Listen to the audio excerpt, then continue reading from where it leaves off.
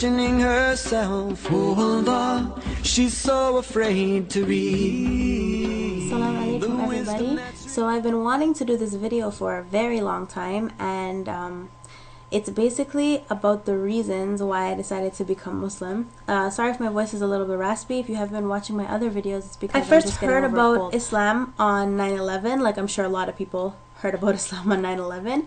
I grew up in Jamaica, so Islam wasn't really a big part of my childhood at all. I was never exposed to any Muslims or anything like that growing up.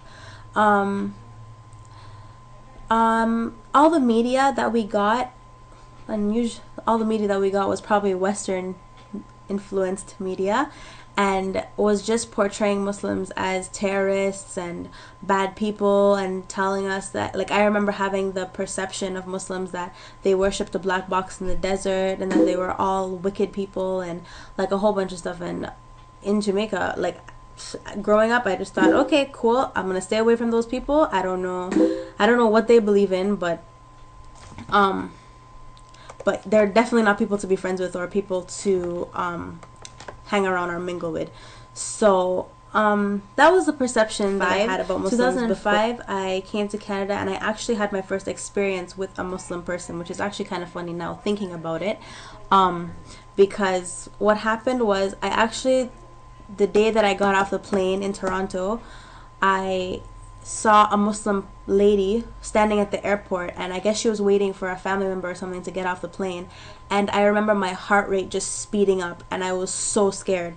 And I just thought, this lady, what is she doing in the airport? Why isn't the security guard arresting her? She's gonna bomb the place. I didn't understand. Like, I was confused and I was shocked and I was just terrified. I was like, I did not feel safe around her, you know. And she wasn't doing anything. She was just waiting for her family or whatever. And I went to my aunt and I was like, why isn't she being arrested? What's going on? Like, pure anger. Like, I couldn't understand, you know. And my aunt just told me, she was like, I don't know what kind of people you think they are, but they're not all like that. So I remember thinking, wow, how could I have been so close-minded about a whole group of people just based on like what happened in 9/11. So I remember wanting to learn more about the people, I guess. Yeah, the people more than the religion. I didn't really think that the religion had anything to do with it. I just thought that the people, like Muslims, were like interesting people because I didn't know anything about them. So when I first started high school in Ottawa, it took me maybe about 2 years to get comfortable. Like, some of my best friends now are Muslim, and I think my first Muslim friend was the one who taught me the most about Islam, because she cleared up a lot of misconceptions that I had. So anyway, when I started becoming friends with her and she started just bringing me to her house and showing me like her family and stuff and like what they do, I was like, wow, these people are surprisingly normal. And I don't know what you guys believe, but Christianity is the right thing, and you guys need to convert to Christianity because you guys are going to hell either way. So that's what I thought about Muslim people. So I began talking to her about Christianity and telling her about Jesus and how he came to save us and how he died for us on the cross and all that stuff. And she was telling us, she was like, well, we believe in Jesus too. And I was like, what? What do you mean you believe in Jesus too? You believe in Jesus too? Okay, half the battle is won, you know? Come on, let's go. And she was like, no, but listen to what we believe in. So I listened to her, and what she told me about Jesus sound very, very like the same about what we believed in as a Christian. And so that's when I really, really got interested. And I was like, wow, I have to learn more about this religion, you know, because it's so close to Christianity and you guys are so close to being saved, and you just need to make that extra step. So I was actually very convinced and very adamant in Muslim people becoming Christian at first. And so that's how I really got introduced to the religion, because I was actually trying to learn more about Islam so that I could counter it with arguments from Christianity in order to get people who are Christian to become, people who are Muslim, to become Christian.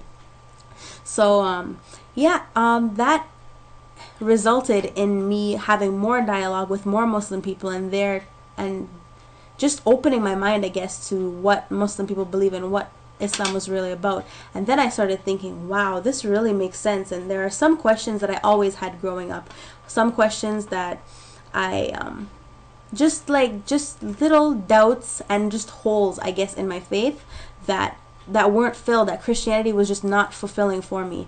And usually we're taught to just kind of overlook that and just have a general kind of overlapping faith and not to question too much, because like questioning can lead to you actually doubting altogether. And that's what ended up happening to me, because I questioned so much Christianity. When I started reading more and more about Islam, I started questioning Christianity so much that I started realizing, wow, this really doesn't make any sense at all. So the thing about the main difference about Islam and between Islam and Christianity is that Islam has an answer for everything. There is nothing in Islam that anybody will tell you, okay, just believe. There's an answer for everything, and that really helped my inquisitive mind. In 2000 and maybe 7 or 8, I really became convinced that this was the religion that I wanted to be a part of, and this really started to make sense to me. But I didn't want any of the responsibility to in being a Muslim. I didn't want responsibility of people asking me about it, because I didn't know that much about it. I just didn't want to call that down on myself yet, I guess. I wasn't ready for that. So even though I was convinced that Islam was the right thing, I was just putting it off. It was my bargaining phase. It was my, okay, I'm gonna be Muslim but not yet, or I'm gonna wear hijab but not yet, or I'm gonna be Muslim but I'm not really gonna pray, or just, it was a turbulent time. So in that time, I fasted during Ramadan. I started covering up gradually, slowly weaning myself into it. Definitely talking about it, telling everyone I knew, this is a sick religion, you guys have to like check this out. Definitely promoting it, but just not really practicing it in myself. Then I just became really interested in Black history, and I guess that's kind of fitting because it's Black History Month in which I took my Shahada. But I became really interested in the slave trade and just what happened to America specifically, like, and Americans that came from Africa during the slave trade. And I just started realizing that Christianity had so much a part to do with this, and that Black people had been so indoctrinated, I guess, by the Christian faith that I couldn't be a part of it anymore. I could not call myself a Christian knowing what Christians had done to Black people. So I guess that was a motivating factor in me wanting to become Muslim, because Muslim is what the slaves were before they were Christian. So I figured that the only way to truly go back to my roots was to become Muslim. Of course, there are many other factors that I really can't get into just for the sake of time, but that was one of the big ones that I can remember. In Islam, that there is only one God, and that you can worship that God without an intercessor. I don't know if that's the right word, but you don't have to pray to anyone to ask God to help you. Like, you can just ask God. So I really like that.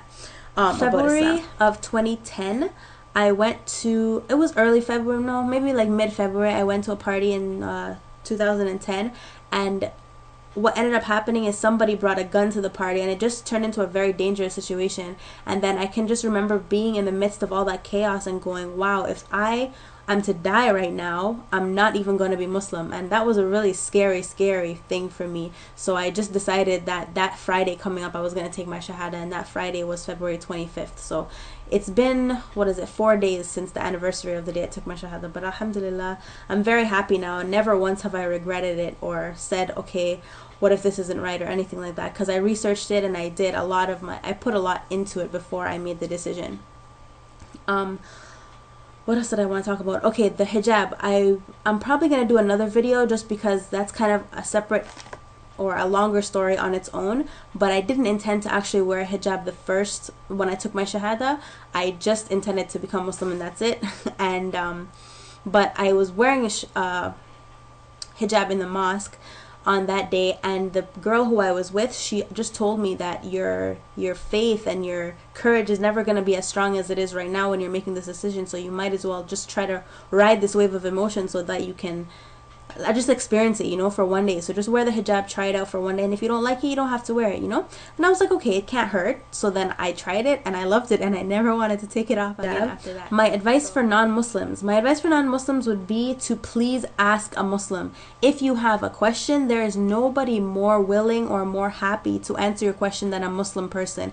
Nobody can tell you about Islam unless they're Muslim. Like, in my opinion, if you want to know something, just go directly to the source, and you will get, most of the time, accurate information. And my advice for Muslims is that nowadays we're being kind of singled out in the media, and although it can look like a bad thing, I think it's a great opportunity for us to give dawah. I mean, Islam is so pure and it's so beautiful and there's really nothing to hide. So, you know, bring it on. I think that the media giving us more attention is only going to show the world how, like, how good of a people and how good of a religion this really is. So I think that the advice that I have to Muslims is just to keep, you know, keep striving in your deen, keep doing you, and, you know, inshallah, everything is going to turn out okay. Because I've noticed, I've been looking at just some statistics about the amount of people that converted after 9/11, and it's really amazing what bad media can do for you, because you get a lot of questions when there's